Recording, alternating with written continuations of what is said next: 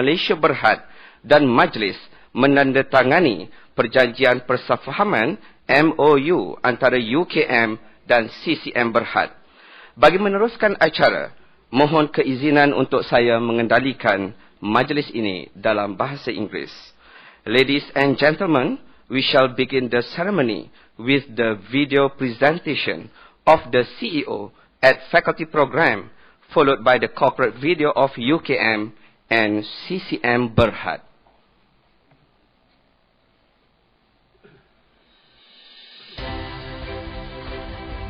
Saya ucapkan terima kasih juga CEO-CEO yang menyumbang masanya. Saya difahamkan dijanji 15 jam setahun, tapi sekarang dah tambah 30 jam. They are not complaining. They are willingly contributing their expertise, their knowledge kepada pelajar-pelajar kita.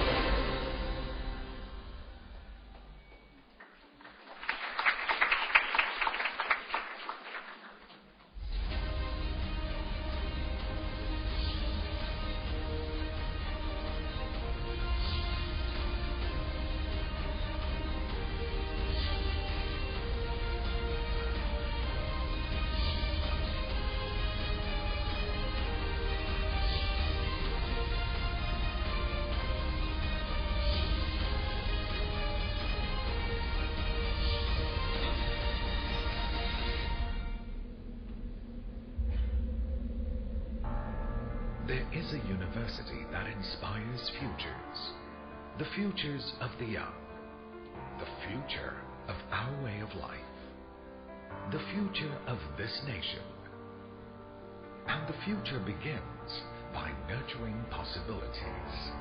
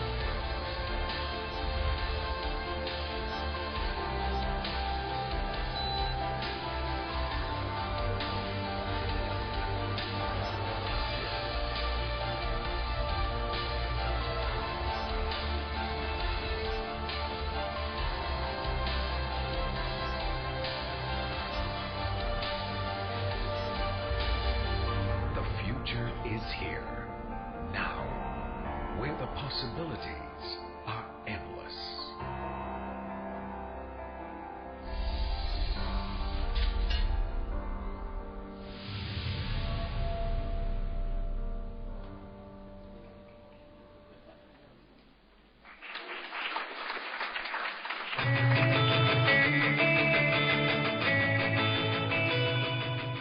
From the plants that grow to produce food, to the water that you drink, and the health supplements you consume, consumers depend on us to provide safe, excellent and high-quality products and services in healthcare, chemicals manufacturing. To enhance quality of life, we are CCMB.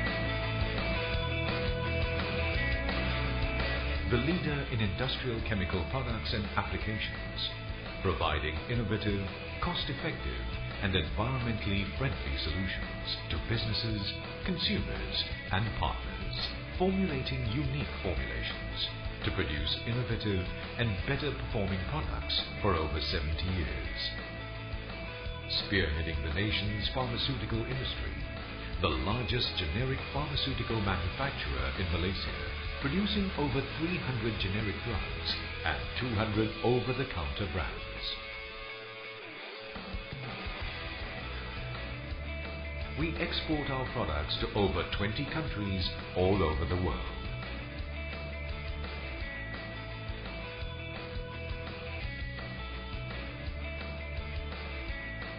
We are the champion of the halal industry, leading the way in the nation's and the world's halal standards in manufacturing, ensuring that the material and spiritual needs are not compromised. CCM Group of companies has always aspired to be a responsible company, true to our vision in enhancing the quality of life. The pharmaceuticals business is a business that we got involved in back in the mid-70s and has grown to be a credible force within the pharmaceutical industry in Malaysia. As we move forward within the pharmaceutical sphere, we are focusing heavily on biotherapies. It's a new area that we believe will be able to provide cost-effective quality medication for patients in Malaysia through the years to come. The next business we have, which I think broadly encompasses everybody in Malaysia, is our chemicals business. Again, we were the first company to construct a chlor-alkali facility in Padang Jawa in Selangor as well. And over the last few years, we have gone into more specialty niche chemicals, becoming the largest producer of polymers for the glove manufacturers in Malaysia. We strive to be a caring and responsible organization through our continuous programs that reach out to the community, cutting across ages, race and religion. We are CCM, committed to quality, nurturing lives, treasuring community needs, enhancing quality of life.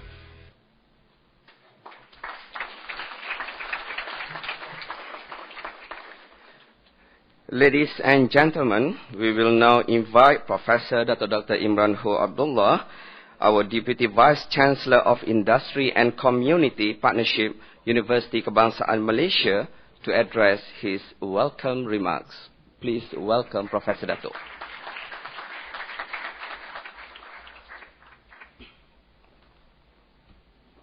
Bismillahirrahmanirrahim. Assalamualaikum warahmatullahi wabarakatuh.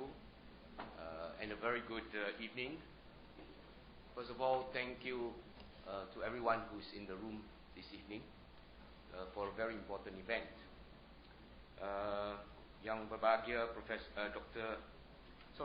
Mr. Leonard Arif Abdul Shattah, Group Managing Director, Chemical Company of Malaysia Berhad. It's not wrong to call him a professor. He professes many things. Associate Professor Dr. Ahram is supposed to be here today from the Industry Relations Division at the Ministry of Higher Education. Associate Professor Dr. Jamia Asdina Jamal, Dean of the Faculty of Pharmacy. Dean Zahir, who has left a while ago. Dean Zahir is still here? Okay, Dean Zahir, he has to leave before the talk starts. He has another event. Mr. Shamsul Itam Ahad, Senior Manager of OTC Marketing. A warm welcome to him. His wife is actually an alumni, but this is the first time he's on our campus. Ya, selamat datang ke UKM. Distinguished guests and senior officers of CCMB and UKM, ladies and gentlemen. Izinkan saya sampaikan salam daripada Dato' Naib Chancellor, Dato' Noor Azlan, berada di Langkawi hari ini bersama dengan Menteri Pengajian Tinggi ya, untuk membuat lawatan ke Pusat Pendidikan Langkawi. Untuk makluman kawan-kawan kita daripada CCM, sebenarnya UKM juga mempunyai Living Labs. Living Labs ni dia makma alami ya, betul tak? Di mana kita sebenarnya menjalankan penyelidikan dan juga ada fasiliti atau kemudahan-kemudahan ya, untuk penyelidik-penyelidik berada di sana lah. So one of them is in Langkawi, which we call campus Sultan Abdul Halim Muazzam Shah ya, in Langkawi.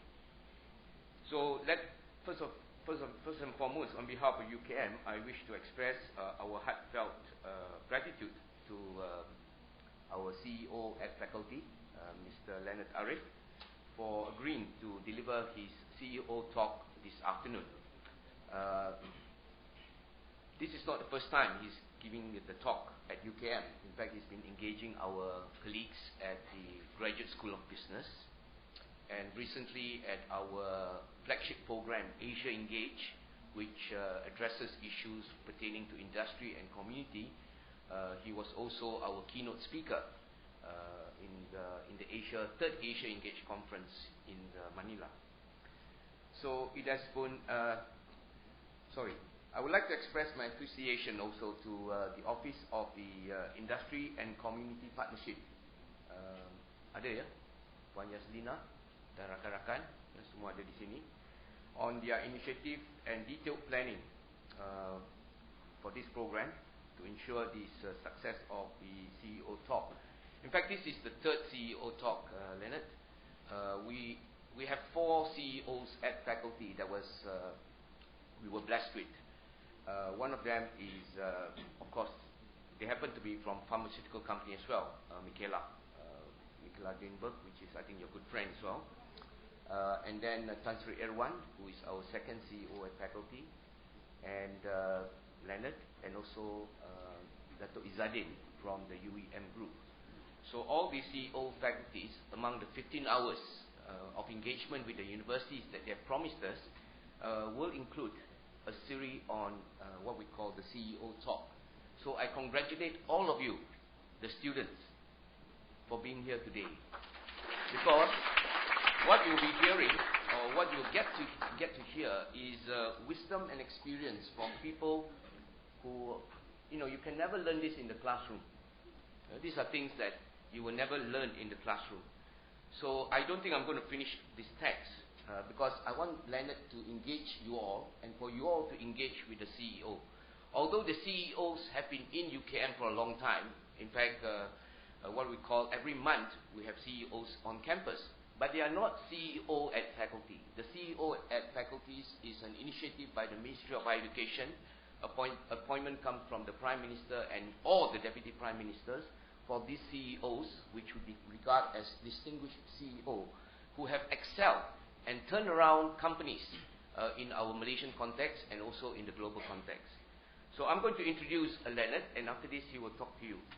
Now, Leonard Arif was appointed as Group Managing Director of Chemical Company of Malaysia, Berhad, on 9th January 2015.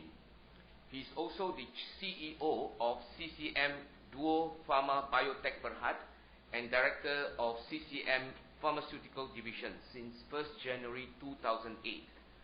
On 3rd December 2014, 2 years ago, slightly more than 2 years ago, Leonard Arif was appointed as the Director of CCM Chemical Division. Leonard started his career in 1988, about the same time I started my career at UKM. Same time we started our careers, in various capacities in the legal profession before joining the CCM Group in 1990, where his main responsibility were in business development and business management at CCM Chemical Sdn Berhad. In 2000, he assumed the position of Managing Director of Usaha Pharma, Malaysian Sdn Berhad, formerly known as Prima Health Pharmacy Retail Sdn Berhad, CCM's pharmaceutical retail arm. He later joined ICI Paint Malaysia Sdn Berhad in 2003 as the general manager, and was subsequently appointed as the managing director in 2005 until 2007, before rejoining the CCM group in 2008. Now, he holds directorship on the board of several companies within the CCM group, and also in Pengen Biotech Incorporated, Korea. He also acts in an advisory capacity at International Medical University, School of Pharmacy. He's also the chair of the School of Business Advisory Board at Monash University, Malaysia, a member of the Advisory Board of Chemical Engineering at Monash University, Malaysia, Industrial Community Advisory Panel for the Institute of Research in Molecular Medicine at USM, and also committee member of Good Governance for Medicine in the Ministry of Health, and is also a member of the Malaysian National Biotech Advisory Board. So tadi saya pakai gelaran profesor tu tak salah lah tu, tak silap Alan, boleh Okay, without further ado, I hereby give you Mr. Leonard Arif Abdul Shatta, who will be talking to us on innovation and a lot of other interesting topics. The floor is yours, Leonard.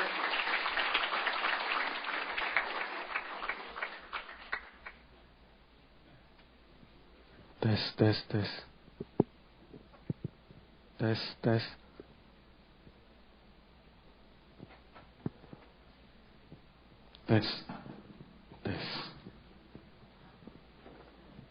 Bismillahirrahmanirrahim. Assalamualaikum warahmatullahi wabarakatuh. To Professor Dato Dr. Imran. It's actually good. I'm standing out here, so I don't have to remember the designations. I just have to read it out here. So Dato Dr. Imran, thank you very much for that kind introduction. And of course, to Associate Professor Dr. Jamia, I got that right. Before I start, my slides, not very many. I can't present standing behind a rostrum because I get, I think I find myself a little bit hyper at times. But I want to start off by saying that Dr. Zahir here asked me a few days ago, what was your motivation for agreeing to be a CEO at faculty program? Right? And I told him, and this comes from the heart, that I have been blessed. I went to secondary school on a scholarship. I went to university in Australia on a scholarship as well. And as a result, I never really had to pay my way, or my parents did not have to pay my way through university. So in that sense, I feel really, really blessed. And this is one way I find that I can actually give back to the country that's actually done so much for myself. It's interesting because a lot of you, especially the students, this is directed at the students, you're going to be going into a workforce that's going to be extremely different. It's not the workforce that people like Dr. Imran, Zahir and myself came back to. When we came back, we didn't have to choose our career. The career was chosen on our behalf. You know, when we were offered scholarships, you had 5 choices: medicine, engineering, accounting, law, and architecture, I think. That was it. You could choose any of the 5 of the above, because that was the only thing that was going to get you overseas. So when we came back, there was such a dearth of talented Malaysian students available that jobs were almost automatic, except in 1988 when we all came back. I think Dr. Imran probably remembers this. About 15% of the cohorts that came back from me, I went to Australia after I graduated and came back in 1988. About 15% of the people I knew end up selling burgers. Semua dah pernah makan Ramly burger kan? You'll be surprised. In 1988, 15% of my friends who came back from overseas with degrees, be it undergraduate, masters or PhDs, did not have jobs, and they were selling burgers tepi jalan. Out of that 15%, today, at least 5% run public listed companies in Malaysia. Okay? So don't be worried about what's out there. The situation is going to be tough, and so it should. Jobs are never going to be easy, but you have the opportunity to really blossom and to find your way once you graduate. It will always be tough. It was tough for us then, it's tough now. But I wish you all the best. Go out with a positive mind. And before I start my talk, this session is actually going to be streamed on Facebook Live at the moment. And for those, this is Malaysia. Bila saya tanya kat ujung na, any Q&A, tak ada orang angkat tangan. Biasanya lah. Okay? So, we've actually established a Facebook page called CCM CEO Faculty. If you do a search on Facebook and you like that page, you can actually post questions on that. That's about as technical as I'm able to get. And I'm hoping somebody from our staff will be monitoring the questions. And we will, that's what you should find if you, that's on a laptop. On your handphone, it looks slightly different. So, but just go to CCM CEO Faculty, drop that down, and like it, and then if anybody wants to post any questions and want to make it anonymous, feel free to do so. And I'll try to address the questions. In fact, there's going to be prizes actually for how tough the questions are. The tougher the questions, the higher the chance you'll actually get a prize. All right. So let's talk a little bit about what my presentation today is about. We're going to talk about transforming potential. Talking about having a strategy and seeing it through. But we can't talk about having a strategy and seeing it through without talking a little bit about leadership. I think majority of the students here are from pharmacy schools, so you wouldn't have gone through the business school side. But in business today, there are 4 more or less major themes that are flowing through the business world. One is obviously the issue of sustainability. It's always been there, it's just now come under a bigger umbrella, and every company is talking about sustainability. The other part is risk. Okay, risk has become one large component that anybody who wants to be a CEO will have to take into consideration. Then apart from that, you've also got innovation. Now, the Malaysian government has done a lot in terms of trying to push innovation, be it through private sector, public sector, etc. And the last one is leadership. But I would suggest that out of all 4, the leadership part is the most difficult. The most often question when I ask people who join us, CCM, what is your career aspirations? Now, 8 out of 10 will actually say, I want to be CEO. So my answer, very good, very good. You want my job, that's fine, no problem. But in my heart, I always have one question. What are you prepared to sacrifice to become a CEO? Okay.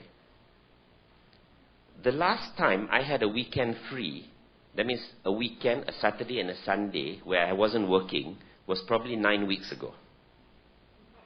Alright? But that's the life I chose for myself. Each of you will have to choose your own life. It's easy when you come out of university and say, I jadi CEO. But jadi CEO involves a lot of sacrifices. And if you ask me why, one of the reasons why the number of female CEOs kurang, is because the family structure has been put too much on the shoulder of the women. Okay? And that's why a lot of the programs are at the moment in terms of having things like tadika in office spaces, flexi working hours, etc., is to try to level the playing field somewhat between males and females. Okay? And because I think in terms of skill base, there's no difference. If anything, I think the women have a slight,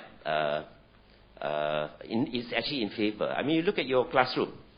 How many, kebanyakan students kat belakang kan? I would suggest at least 80% women. Betul tak? Okay, so I always tell my management team, it's just, I'm myself, people like Cik Shamsul here are relics. Eventually, the women will just take over our company. And so you should, because the talent pool is there. And it's a real shame if the country doesn't take advantage of the talent pool. So when you talk about leadership, it is something that is really difficult, even if you try to teach the subject. I'll give you an example. if you open the job requirement of a CEO, it will actually say, we want somebody who can provide aspirational leadership. Okay? We want somebody who can stand as an icon for the company. Then what do? You put that person on contract. Lepas 3 tahun, dia lepas, he goes to another company. Okay? Now what happens there is continuity becomes a problem. Now, I'll talk a little bit about innovation that CCM did, and the only reason it became successful is because from inception it was well thought out, and although it had multiple leaders in between, the policy tak berubah. It became almost like a mantra within CCM that this was the direction we would go. We didn't care which leader we had, but each leader would take the baton from the previous leader and push the program forward. I mean, a lot of people will actually argue that innovation is good. Disruptive innovation is very, very good. But you need the right type of CEO and the right type of organization to drive any policy forward or any strategy forward. And you can't really afford every new person who comes in saying, nak ubah. This is not my priority is somewhere else. And that tends to be the biggest failure of innovation in any organization. So it's not a question of me propagating that CEOs should be there for an extended period of time. But it basically means any program, any strategy you come up with must be given time to see it through to the finish. If you don't provide that time, then don't bother with the strategy to begin with. You know, there's a famous saying by, I think it was Newton, who said, if I have seen further than others, it's because I have stood on the shoulder of giants. Okay? So your predecessors created a platform, and it's up to you to really see it through as the CEO. And this is a classic example because we have a lot of dichotomies in the business world, not only in Malaysia, around the world. You know, some of the dichotomies are like, you know, you're supposed to provide aspirational leadership. At the same time, you're supposed to work yourself out of a job. You're supposed to have a succession plan. You're supposed to select somebody who will replace you into the future. The good thing about that, it allows us to lay a platform. The continuity of ideas remain there. The biggest disruption you find in companies globally is when you bring a CEO daripada luar. Then you have a real issue. So unless the basis of your strategy is really, really strong, you will find that people from the outside tend to be more disruptive, for good and bad. The jury is still out which one is better. So let me talk a little bit about, and there's very few charts, but I'm going to start off because I've learned the current generation is slightly lain daripada during my time. So I'm going to start off with screenshots of a Facebook page. And I'm going to start off by calling it the oral aid lotion incident. This was something that was posted on Facebook. Ada date dia? 29th of July this year. And I'll just read it. Just nak share, ubat ni Lin dapat dari klinik private. Dan baru dok beritahu tadi yang ubat ini ada kandungan DNA khinzir. Posain DNA. Allahu Akbar, dah bagi kat Afan, anak dia, banyak benda Allah ini untuk kebaskan mulut dia. So pada parents kat luar sana, elakkan dari guna benda Allah ini. Ada banyak lagi pilihan lain kat luar sana. Okay. So this was a consumer. Just posted this out of the blue. We were lucky, we picked it up. But have a look at the statistics. This was posted at 1:23 in the afternoon. By 4:42, 655 people had shared, 87 had put a reaction. Some actually said like, I don't know kenapa like. But there was shock and sad, and there were 82 comments. Right? So this was what was facing us. Now, I'm leading backwards. I'm going through this case study, and I'm going to work backwards to tell you how the company was able to survive an onslaught like this. Now, this particular product, Oral Aid, is a product that you can only get on prescription. You tak boleh beli kat without prescription you can't. It's actually just lignocaine for the pharmacists here. It's used to kebaskan, especially when you have mouth ulcers. It's a very, very effective product to use to create less pain in your mouth ulcer. So this particular parent had actually been prescribed this product at a GP clinic somewhere, right? And it was working, but it doesn't have any therapeutic effect. All it does is it actually numbs the pain. Okay? So the mouth ulcers were not going away. So she brought the child to Shah Alam Hospital, GH Shah Alam, right? Where she was told, this is one, dan baru dok beritahu tadi yang ubat ini ada kandungan DNA kinase. So she posted like any concerned parent would do. You can't really blame her. We were jumping up and down when we saw this. But it's a small world, so somehow or other, one of our staff happened to be a friend of a friend of a friend. And out of that 655 shares, though, one of our, I don't know whether it was staff or staff spouse, was listed. Okay, so obviously very, very concerned about it. So we mobilized to see what we will do. Next slide. Right. Next day. Same person. Terima kasih pada yang share tentang benda ini. Tak betul. Post saya pasal oral aid tadi salah ya. Oral aid itu dah disahkan halal oleh JAKIM. Thank you pada yang PM saya dan perbetulkan. Now, obviously, the friend of the friend of the friend actually told her to make reference to the JAKIM website to determine whether this was halal or not. I'm getting to my point here in a few minutes. Mohon maaf atas keterlanjuran saya. Maybe doktor yang bagi tu tersilap. Maka silaplah saya. Pada sesiapa yang dah tershare post tadi, ampun maaf, bolehlah delete dia. Then she hashtag CCM Pharmacy. Okay, nice of her. But the point I want to make, tadi ingat tak how many shares? 655 kan? Okay, now let's have a look at her apology. 84 shares. 30 likes. Now, when you have a strategy of halal, something like this can destroy your company. Okay? For something like CCM, I mean, we have sufficient people who monitor these things and we can react. You imagine if this was a small SME, Bumi-owned company, got halal certification, got JAKIM registered, one article like this can destroy the company. And the interesting phenomena in Malaysia at the moment is people enjoy forwarding bad news. Okay? I mean, we're all guilty of it. I can't remember the last general election, but I remember the last general election in Malaysia, I needed to clear up my Facebook. I had about 800 people. So I made a rule. Anybody who sends me anything political, whether pro-opposition or pro-government, I will unfriend. So now I've only got 40 or 50 people on my Facebook. It's a good way of taking it out. But the point being is, once this post has been deleted already, right? It shows a means of having to manage a situation that where else are you going to put? The product already registered with JAKIM. Ministry of Health doesn't allow halal logo on ethical product. Okay, anything that requires a prescription, Ministry of Health does not allow a halal logo on it.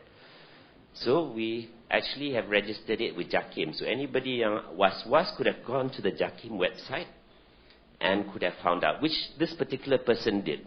Okay, but only after she had reacted.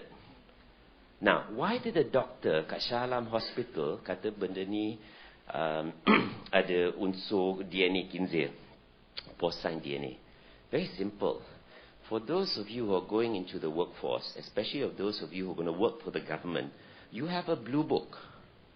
The blue book will prescribe the medication that you will have.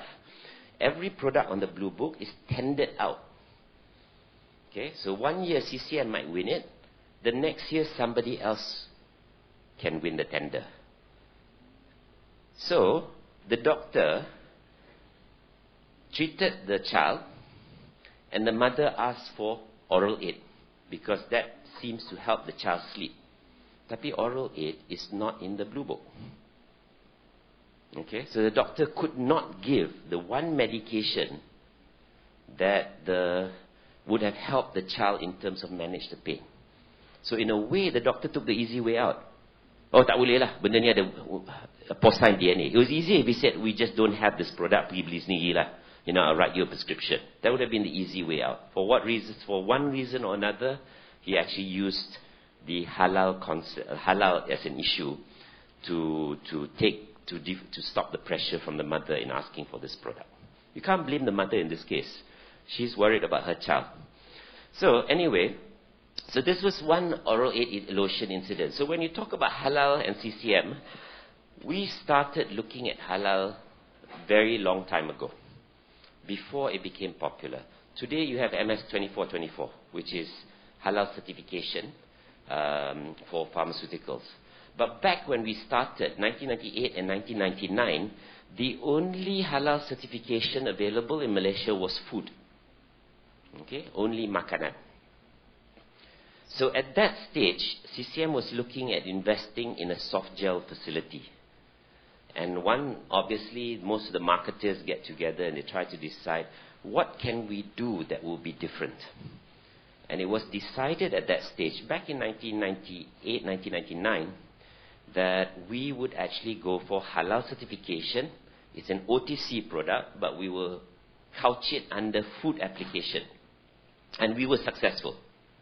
So we were the first company in Malaysia, first pharmaceutical company in Malaysia, to actually get a halal certified product under food category. Okay? So that progressed, but there was still no standard for pharmaceuticals. And as we progressed over the years, we started deciding that this was a major move for CCM on a few different bases. You will find that one of the major issues at the moment facing the government of Malaysia is the issue of inclusiveness in terms of ensuring that every cultural composition in Malaysia has equal relevance inside the business community. So we are now, for instance, one of the major programs is under the Bumiputra agenda by the government is to try to uplift the skill base of Bumiputras to make sure that the economic power that they wield is commensurate with the numbers. So this program eventually became, this halal strategy we had, eventually helped us also frame our Bumiputra vendor scheme as well. But at that stage, 2005, 2007, there was no Bumiputra agenda. There was no halal scheme for pharmaceuticals. So we had to create slowly, first understanding by people, what is the difference if you're going to ingest a product? It's just like a food. So why would you not have halal certification? Or why would you not be concerned about halal certification? Then things progressed where back in the mid-2000s, I believe, the UK National Health Service, NHS, through its pharmaceutical arm, developed what they call informed choice. That means irrespective what religion you are, you must or you should have the right to know what medication you're taking. So if you're Jewish, you want to know what products that you can't take. If you're Muslim, what products you can't take. If you're Buddhist, what products you can't take, etc. So this concept of informed choice started taking traction globally. And somewhere along the way, I think with the collaboration of JAKIM, collaboration of Standards Malaysia, collaboration of universities, etc., it was then decided to set up Malaysia will be on the forefront of thought leadership by creating our own standards for pharmaceuticals. Okay? Obviously, this was something that we had been tracking for a number of years, and we jumped onto the bandwagon. We offered to give an industry perspective on the halal strategy. And we worked with the various stakeholders to actually create the first global pharmaceutical standards, MS 2424. Now, it was not easy. Why? Because one of the issues is, up to that point, we had never worried whether the raw material was halal or not halal. Which means, within the Muslims, the production line we had was actually unclean, so to speak. So we had to figure out a way of how to sum up the facility, that's the Islamic term for cleaning or cleansing, but make sure it is in line with GMP standards. So we had meetings with Jakim, we had meetings with the Mufti of Selangor, and we finally agreed on a high-tech way of doing, to sum up the facility, using irradiated clay. And the requirement within nak sama tu is just tanah liat. But because it was a GMP facility, we had to use irradiated clay. And beyond that, there was also the GMP cleaning that we did post-sama. So, that was written into the standards.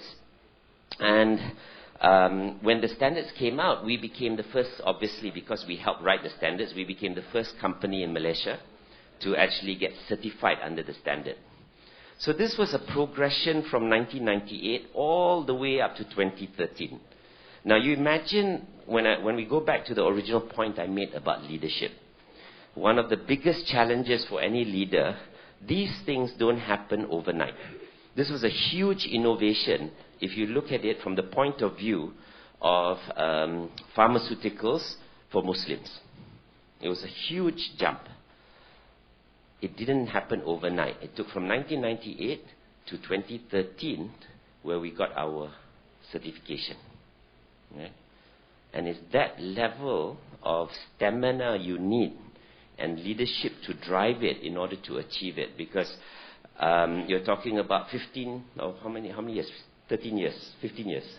15 years from inception to when we got certification. 15 tahun. And this is the challenge for any leader coming into any corporation. You need to correct what is wrong, but more importantly, you have to champion what is right. So today we're the largest pharmaceutical producer in Malaysia by volume. We're the 5th largest by value.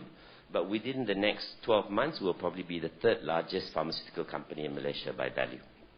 So when you talk about transformation, or if you want to talk about innovation, it's easy to innovate. It's hard to drive innovation into fruition unless you manage the change management process. CCM at the moment has approximately 65% Bumis, approximately 20-30% Chinese staff, and the Indians make up, I think, about 8 or 10%. So we have a very inclusive staff base. But it has not been a problem for us to push this agenda. And neither has it been a problem to push the next agenda, which is the Bumi agenda. All this requires change management. The hardest job in any company, and in any job for that matter, when you eventually start working, the hardest 2 things is managing people and managing change. Everything else becomes very easy. If you can manage these 2 effectively, then you can be your next CEO. No issue. But we had to incorporate the CCM and halal. We've developed a logo. We were the first one. The interesting thing about it is that when we started going onto the global platform, international platform, and talking about halal pharmaceuticals, the change management was actually easier with overseas companies run by non-Muslims. The biggest challenge was to convince Muslims themselves that this was achievable, could be done, and would not cost anything. Because our policy in CCM is basically halal at no cost. In other words, you should not pay a premium just because the product is halal. And that has been a position we took quite a number of years ago. And because we firmly believe that you can meet GMP standards at the same cost, whether the product is halal or non-halal. So from that perspective, why would you do something that was not halal if you could find something that was halal? Cost-wise, it will cost us exactly the same. Margin-wise, exactly the same, because we are profit-driven. So anyway, as I said, my biggest challenge was actually to convince fellow Muslims that it was possible to do. To give you an example, the halal industry, food, is actually quite interesting. The first 40 or 50 companies that got halal certification in Malaysia were all Bumi companies. The first 40 or 50 companies. Today, almost 70 to 80% of those companies, food companies yang ada halal certification, are actually owned by non-Muslims. Okay, so the non-Muslims have jumped onto the bandwagon because they see a demand for it. And there's nothing wrong in it. The standards have been designed as long as you follow the right requirement. The ownership of a facility has nothing to do whether you get halal or non-halal, as long as the way you manage it is done in the correct prescribed manner. So as you can see, that this issue about the strategy about pursuing halal took a long time, 15 years. Then about 2 or 3 years ago, the Prime Minister then announced the Bumiputra Economic Agenda and various KPIs. So some of the KPIs are Bumiputra Vendor, etc., etc. And what we tried to do was to try to get more Bumiputra companies to operate with CCM. The basis is very similar. You must be able to perform the same services at a competitive cost. If you need a bit of help, we will provide training. Okay, so for instance, we've tried to train a few of our Bumiputra vendors on Six Sigma, some operational efficiency tools, etc. They have been quite successful as well. And we've tied up with SME Bank and a few other parties in order to drive the program to try to get more Bumiputras involved in the pharmaceutical industry. So, but the halal forms the basis, the underlying basis behind what we try to achieve. And as I said, it's very easy to destroy an idea. You know, when I look at that oral aid case, I think to myself that all it takes is a small company to face that sort of publicity. It would really destroy. So when they say there's power in the pen, and now it's power in the keyboard, it's extremely important, and I keep reminding everybody, because you know, if you say something to somebody and you're proved wrong, your natural inclination as a human, as a Muslim, or even a non-Muslim for that matter, would be to apologize. Why is it that when we're online, we lose our basic decency? Yeah? The same people who shared the 655 would have been the same people who have got her apology. That's why I don't blame her at all. She was a concerned mother. Okay, I blame the 655 minus 80, that 500 over people who did not. But, as I said, we were able to react to it. It is part of the long-term strategy for CCM. We will continue reacting, because this is not the first and foremost, unless the day will come when we believe the position of the Ministry of Health will change, and these products can then carry the halal logo.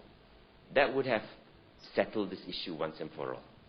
Okay? Obviously, we've engaged with all the stakeholders. We use this as a case study. But it goes back to management of change. You can never anticipate what's going to come next. So one of the key attributes when you talk about leadership is what is called situational leadership. When something like this comes about, the team is only given about, 20 minutes or 3 hours to react. And we have to react in a way that is not seen to be going after the innocent party here. The innocent party being the mother. So we had to devise a plan of hinting to her where to check, whether she was worried. Because we knew the product was listed on Jakir website. Okay? So this element of situational leadership is very, very key for as you, especially the students among you, when you graduate and you go out, you're going to find yourself having to make difficult choices. And it's those choices which will determine your future in the workforce. And it's important that you actually understand that situational leadership is not something that the university can teach you. Situational leadership is something you learn with experience, whether it's jual burger, Ramli burger, or sat working behind a McDonald's counter, or any job will give you some level of experience. So I noticed some actually asked me in previous forums, you know, I don't have a job based on my degree, but I've been offered a job as a cashier at Kedai Tayar. My advice has always been, take whatever you can get. It doesn't have to reflect what you spent, because nothing is wasted. You may have done 5 years or 4 years doing a law degree or a medical degree. We have, working for us in the past, a gentleman who had a medical degree from UK. The day he graduated, dia pergi pada mak dia, he gave the degree scroll to the mother and said, I did medicine because you wanted me to do medicine. So here's my degree. Then he joined CCM as a marketer. Right? So it all depends. I mean, nothing is wasted. You know, the talk around town is that in the next 20 years, 40% of the jobs that exist today will no longer exist then. That's how fast the market is changing. And with that, I hope that you have all the best, especially for those who are graduating. For those in the pharmacy school, I believe there's quite a number of you here. We moved apart on the strategy for halal.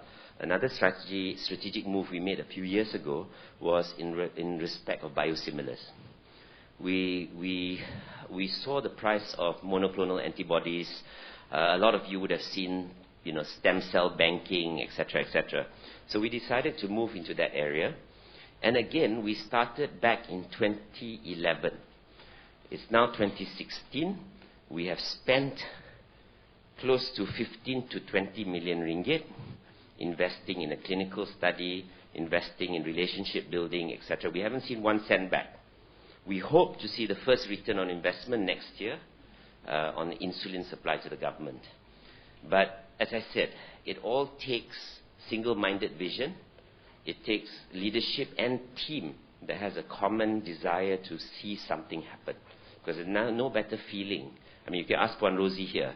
She was the one who was involved back in the 90s to get the halal certification, and 15 years later to be around still to see the first global pharmaceutical standard. Okay. Next page. Next page. Next. Okay. Now, one of the things that's very key is to have a singular message throughout the organization in any change management that you have to do. So we have had to support a lot of the messages that we do internally within the organization to make sure that no staff is in any way confused about the direction that the company is going to. In any change management, you always find that 5% that will be disagreeing. Most likely is the silent disagreeers. They won't say they disagree because takut. But what they will show they disagree by the way they behave. So it's very important for the CEOs of any company to push the message over and over again. If you are right that 5% will change. They will agree to the direction. But it's very important to make sure that we stay true to who we are as a company. And as we said there, inshallah, we will succeed. And so far, we've done well, and we hope to do better as time progresses. Okay, next slide. That's it. I won't show how to mitigate. Now, the last few slides just now was in relation to JAKIM website, etc., how we mitigated the one incident. But that's all I wanted to present. I'm now going to open to Q&A. Now, I'll tell you a short story. Prof. Zahir was here, so he was involved, but he doesn't realize it.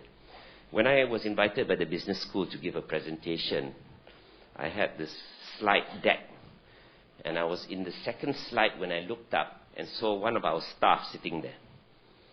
And she was shaking her head after I got to the third or fourth slide. By the time I got to the sixth slide, she was almost asleep. So then I stopped the presentation. And I said, okay, what do you want to hear? And I found that the session became a lot more interesting when it became interactive. That means there were Q&As, etc., etc. And I think we all suffer from the what we call our attention span dah kurang dah nowadays. You know, we can, anything larger than an iPhone screen is too long already. So I've also learned messages must be able to fit the iPhone screen. So I'm open to Q&As from anybody. How are we for timing? Oh, we have some questions online. Okay. Okay, we won't mention the names. Okay, I'd like to know what kind of non-halal ingredients can be used in pharmaceuticals. Okay, very good question. Because this goes to the heart of the matter when it comes to halal. And why, to this day, MOH does not allow halal logo on ethical products. Because in certain situations, you have no option. Okay? In the situation you have no option, then what happens is, if it's a question of preserving life, then those medications become harus. Correct me if I'm wrong, Rosie. Okay? Now, to give you an example, insulin. The last 15 years ago, anybody who was on insulin in Malaysia all insulin was porcine derived. 15 years ago. Memang tak ada. That was your only option for insulin globally. Since then, recombinant insulin has come in, where now the insulin is made from plant cells. So this is where science has caught up with the needs of the religion. So as what has happened now is porcine represents one of the products that you will find. Now, why porcine? No real reason for it. It's just that for a lot of molecular products, pharmaceuticals, those of you, you're too young, but I think some of the older faculty members might remember the mad cow disease in UK. The mad cow disease effectively moved a lot of R&D from bovine cows into porcine. So that's why at the moment a lot of new drugs come out are actually using porcine as their base material. Okay, now there was a flu drug that came about in Germany that used canine liver cells, okay, from dogs. And obviously these are products that for a Muslim, unless of course it's life-saving, we can't take. But my argument at international conferences has always been that it's up to Muslims to sensitize demand. The moment the Muslims demand that they're not going to accept canine cells or porcine cells, people will always follow the market. So it's up to the Muslims to insist on it, and then you will find the market will react. So basically, in answer to that question, you find generally the issue is porcine or canine DNA or products that are used in manufacturing. Now, one thing that you have to realize as well about halal, because when we went down this route, there were a lot of ethical questions we had to ask ourselves. Okay. One ethical question, I don't know whether I'm stepping on anybody's toes here, is at what level do you test for porcine?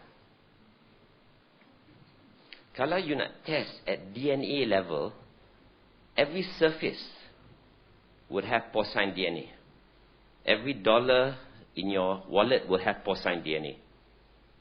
Okay, so is it worthwhile testing to that level? Or do you just test to the protein level? Okay, where it's physically available on the item. So that's one of the issues. So in some cases, when people want to provide testing services to us, we actually decline when they want to test for DNA. Because that's what the Cadbury case was. They use DNA. And anything you test on or at DNA level, you're going to find porcine. In some cases, canine. So you have to be practical to a degree. Up to protein level is where I think is the safest to test for DNA. Okay, we addressed the first question. Don't mind, I'll just take questions directly from the floor. Ada apa-apa soalan tak? Feel free to ask English, Malay. Yeah, sila. Can you just give us your name and faculty? Ada microphone?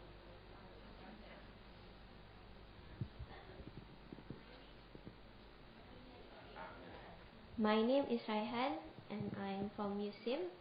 I would like to ask, as a leader, how do you activate your group members to be active, and how do you make them agree in the case of silent disagreeers? Okay, interesting question. Okay, first thing, when we developed that policy back in 97-98 halal, CCM was not run by Muslims, you know.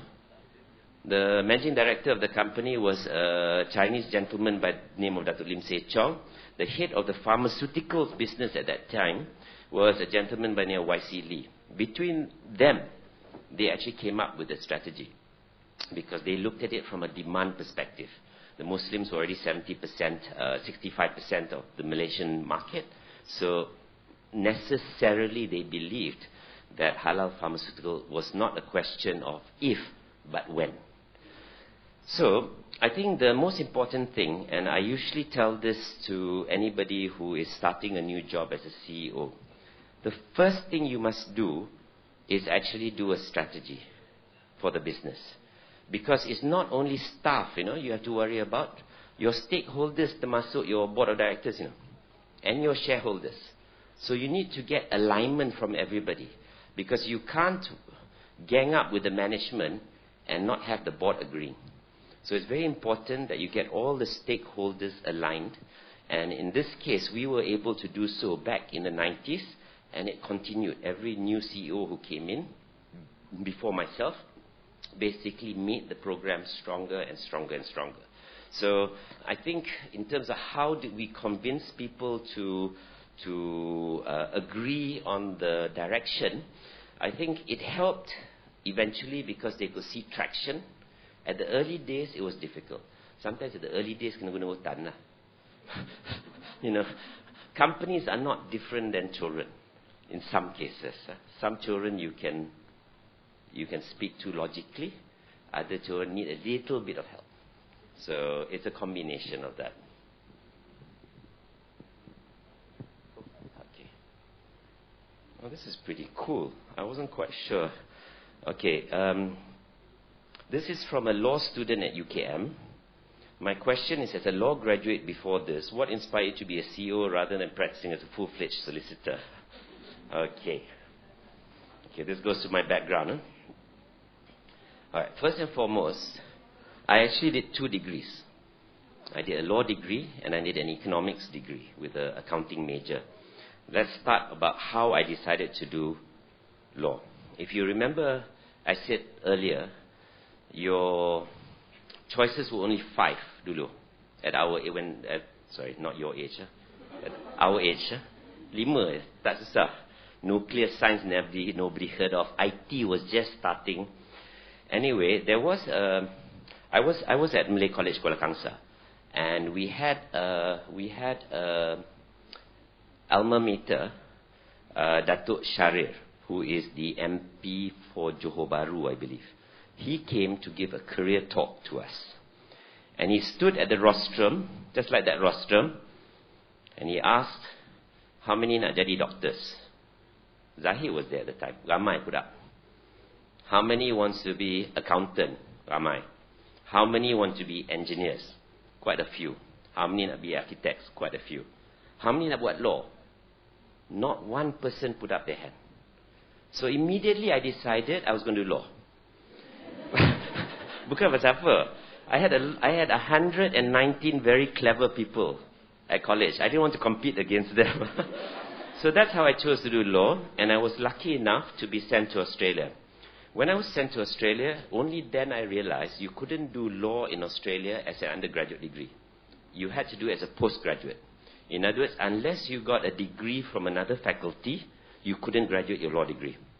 So I chose economics, and because the economics faculty was next door to the law faculty. Tak payah jalan jauh-jauh. You know, very close by. So after I graduated and I came back to Malaysia, although most of my friends had problems getting a job, I got a job almost immediately. I came back on a Thursday, interviewed on a Friday. I had a job on a Monday in a law firm called Shen Delamore. At that stage, one of the biggest law firms in Malaysia. After 1 month, I decided I couldn't be a lawyer. Okay? I remember doing I don't know whether the student is here, but I did a passing off action where I took my life in my hands, went to Pertama Complex with the Ministry of Domestic Affairs to raid a shop that was doing fake Levi's kat Pertama Complex. And I remember I was standing there next to the officer daripada Kementerian Dalam Negeri. And he said, I hope you don't normally shop at Pertama. So I said, why? He said, if I were you, don't come back to Pertama Complex ever again. Sure kena hentam ya. So I never did. Alright? So I went back.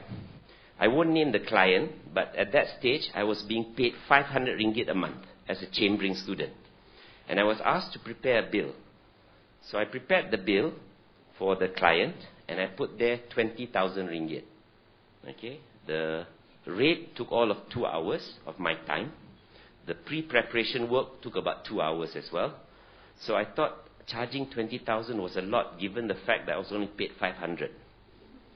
Sent it to my partner, who was a famous trademark lawyer. 1 week didn't come out and I thought I was in trouble. When it finally came out, daripada 20,000 became 200,000.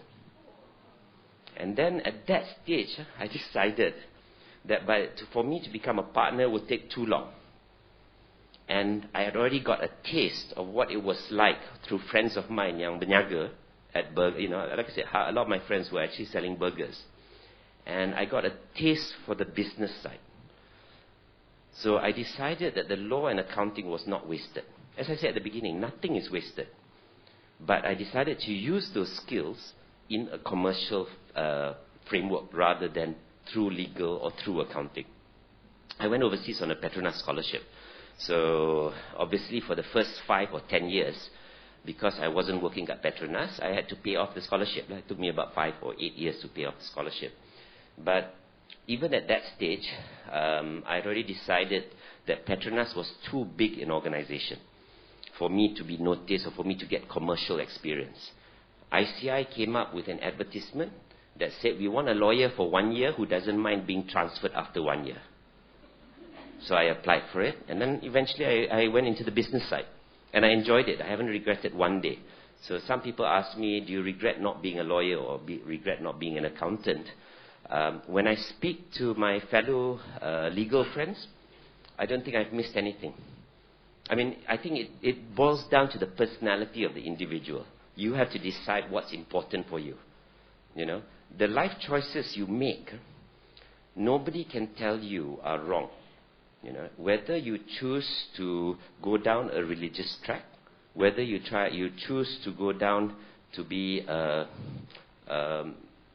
manage a family, which is a full-time job in itself. Nobody can say you're making the wrong decisions. You have to do what you personally feel is the right thing to do. So it's very easy, you know. People will say, look at Steve Jobs. I want to be like Steve Jobs. Cakap. It's not going to happen. You know, he's 1 in a million. If you look at Alibaba, 1 in a trillion maybe.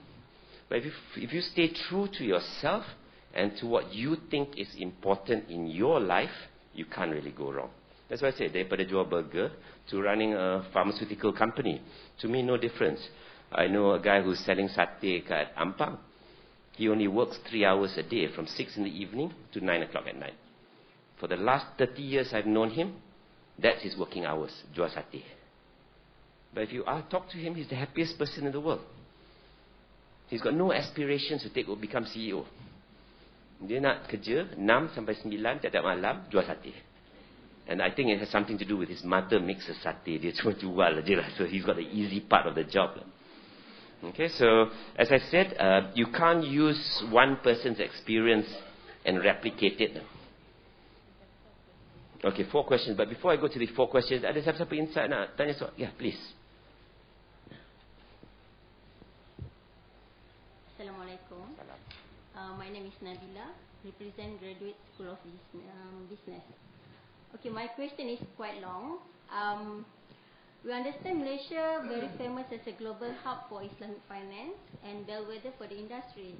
But yet, Bursa Malaysia has not created a halal economic sector index such as Islamic finance. So, moving forward, is there any future strategy by CCM Berhad to urge Bursa Malaysia Islamic market teams to prepare a platform for Sharia compliance capital markets for products and trading, especially halal economic sector index for consumerism? Thank you. Very difficult question.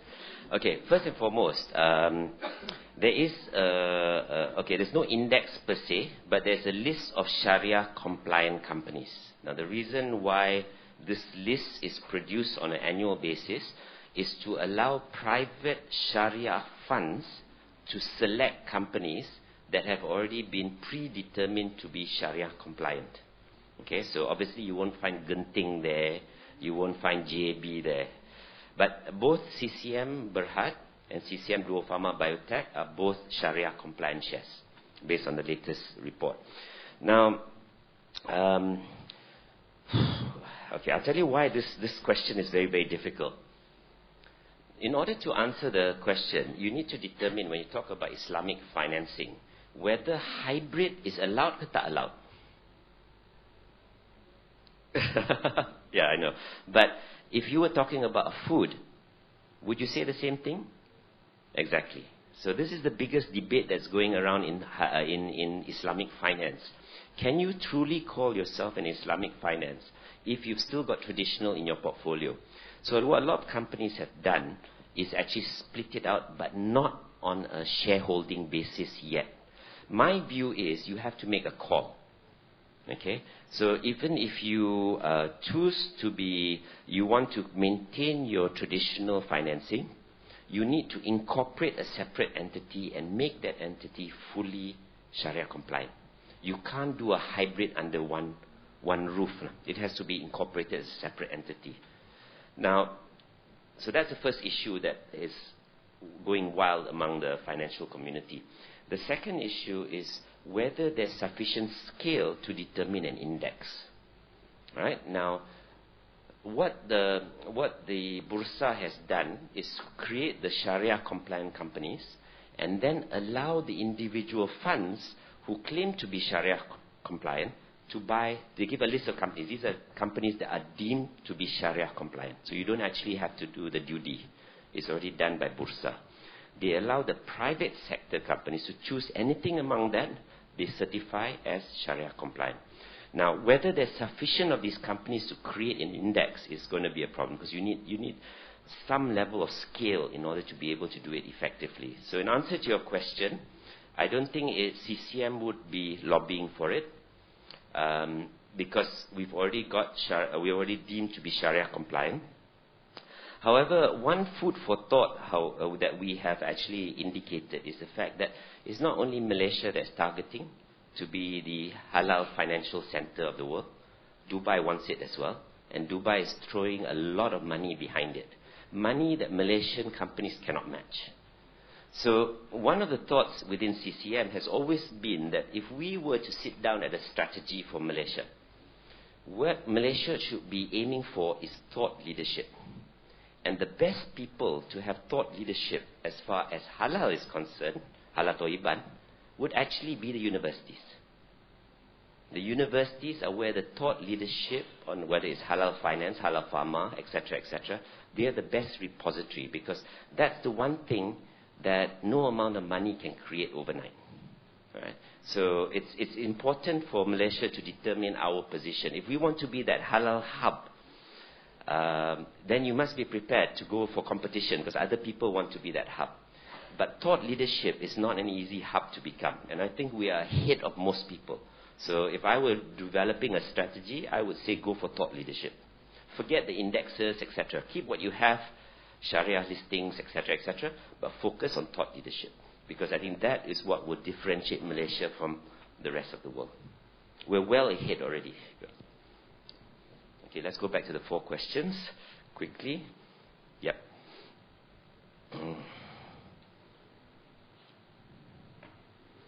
Okay, first question. This will resonate with the students. What are the first things in life for a student to do when step into the university so that he or she is well prepared to face the market forces? It is not to start thinking of employability when students reach final year. Okay, I mean that's more a statement. Somebody once asked me recently, what is the one, if I had to choose only one attribute of a successful staff, only one, my answer is curiosity. You can't go into innovation, etc., without being curious. And to satisfy your curiosity, you must have a love for reading.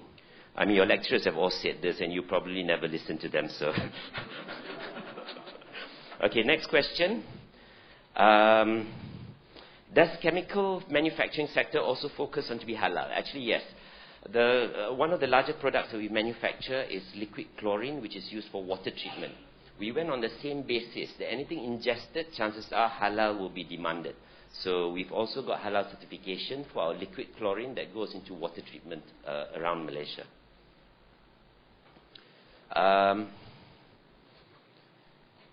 I wonder if someone would like to become an entrepreneur in pharmaceutical industry, how to begin? Very, very difficult. The cost of entry is very, very high, mainly because of the regulations.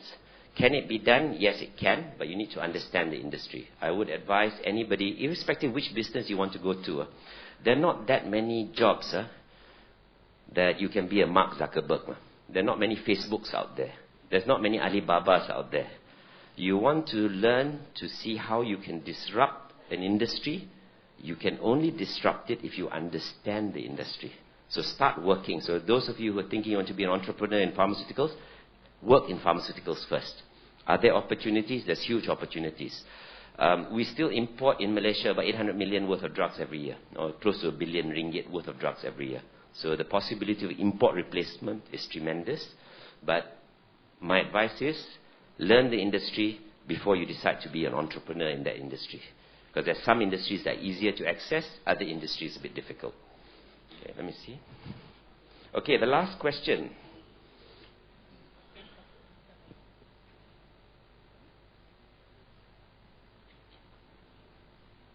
Okay, the last question goes to, actually, Dato' Imran, because I don't understand your question. What's Citra course? Citra is a program that all students can sign up for 1 credit or 2 credits, offered by the CEO at Faculty.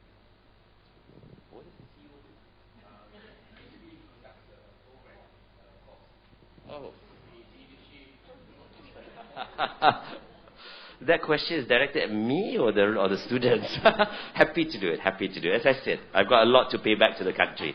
So with that, thank you very much. Wassalamualaikum warahmatullahi wabarakatuh. Thank you. So now, we actually have some prizes to give out. I think we didn't have that many questions, right? So we have enough prizes for all the people who ask questions. There's one grand prize though. So the grand prize will actually,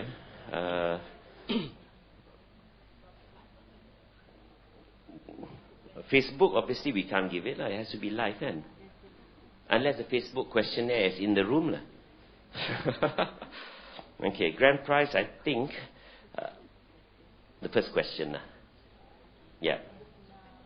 Oh, no, alumna. The first question just now was the lady up there in the pink. Yep. So that's the grand prize. So thank you very much for that question. Thank you. Change management, never easy.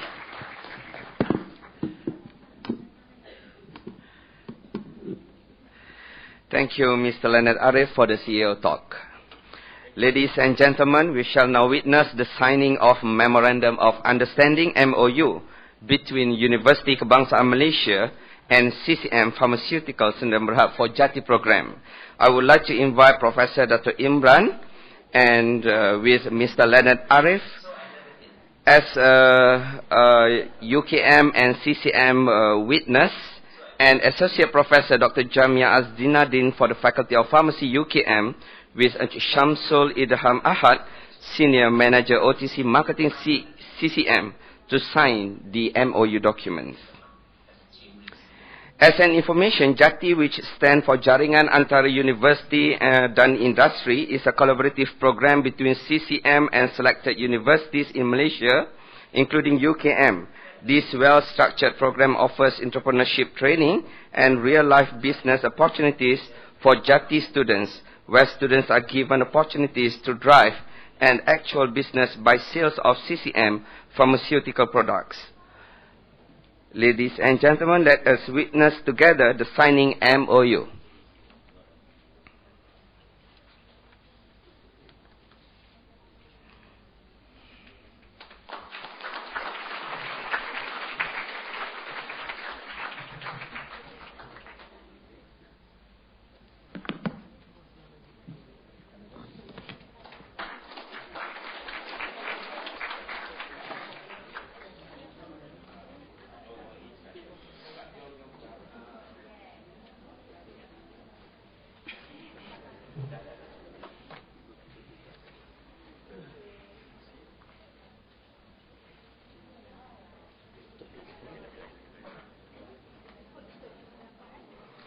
I shall now invite Prof. Dr. Imran and Mr. Leonard Arif to the poster stand to officially launch UKM CCM collaboration framework via CEO at faculty program.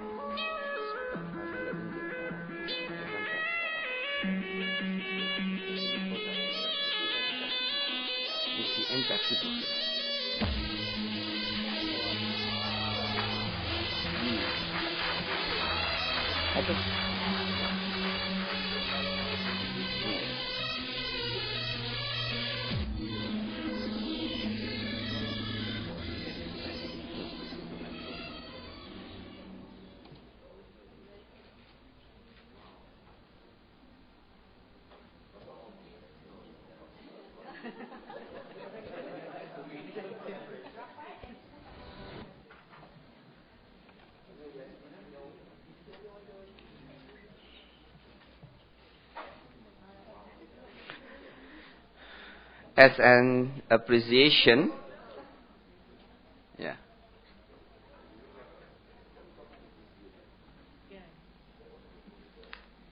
As an appreciation to our CEO at faculty speaker, I'm pleased to invite Prof. Dr. Imran to present a token of appreciation from University Kebangsaan Malaysia.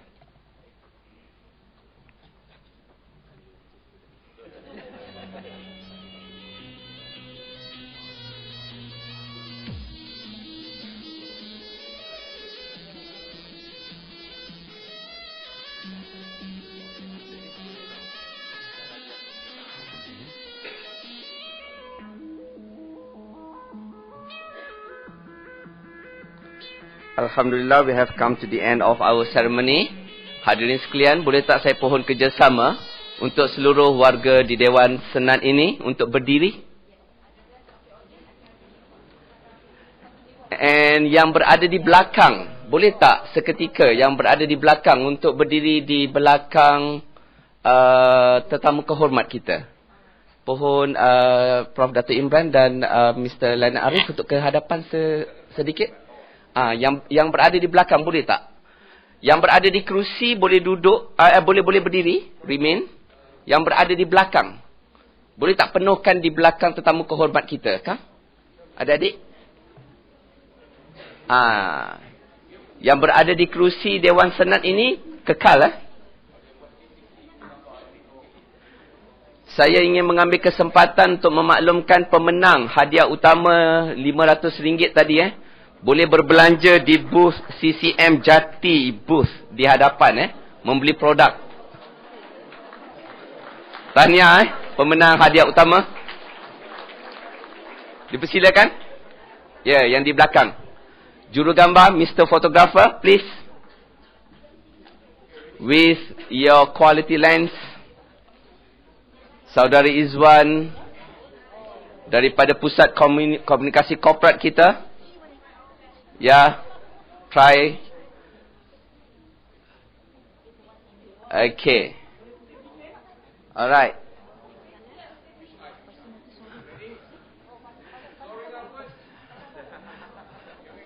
Okay. Dato' Imran, take the lead for the soaring upwards. Soaring. Soaring. And the last soaring. Okay. Thank you everybody. Thank you Mr. Leonard Arif. Thank you Professor Dato' Imran. And thank you to all of you. And dipersilakan untuk ke bilik bangkuasi. Dipersilakan semua tetamu untuk ke bilik bangkuasi untuk jamuan yang disediakan. Dipersilakan semua.